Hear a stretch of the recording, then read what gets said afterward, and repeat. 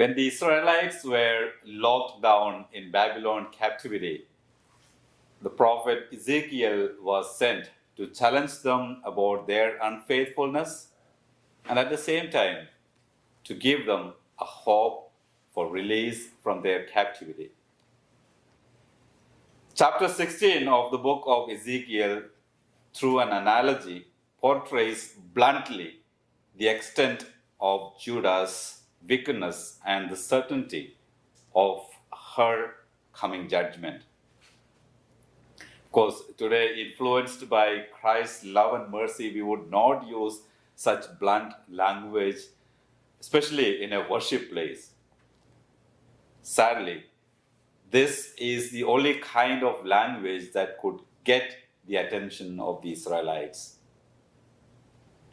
Speaking through the prophet, God compares Israel to an abandoned newborn girl with uncut navel wallowing in the refuse of her afterbirth. When God found Israel in this condition, he gave her life. When she grew and matured, he made a marriage covenant with her, made her queen, and lavished her with wealth. But she behaved like a prostitute, entertaining every passerby.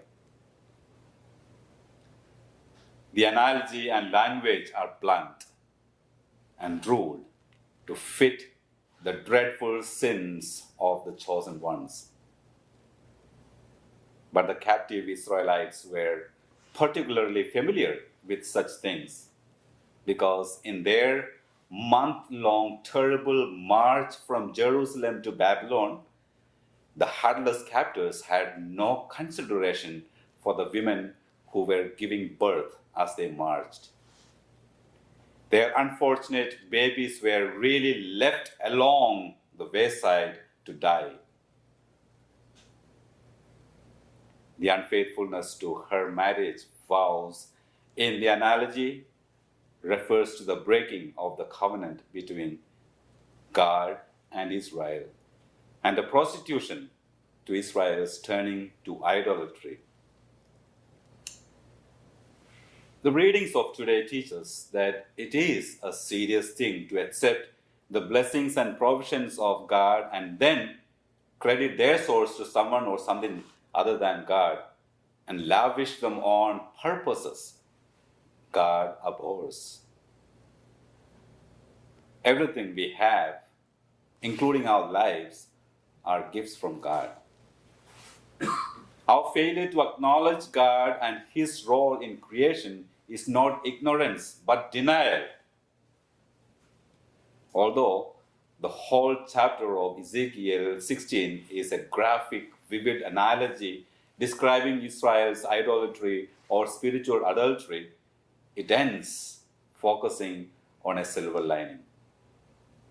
It ends with hope of reconciliation, re-establishment of the covenant, and return to the glorious times. Despite the certainty of the coming judgment, God would not forget his covenant with Israel.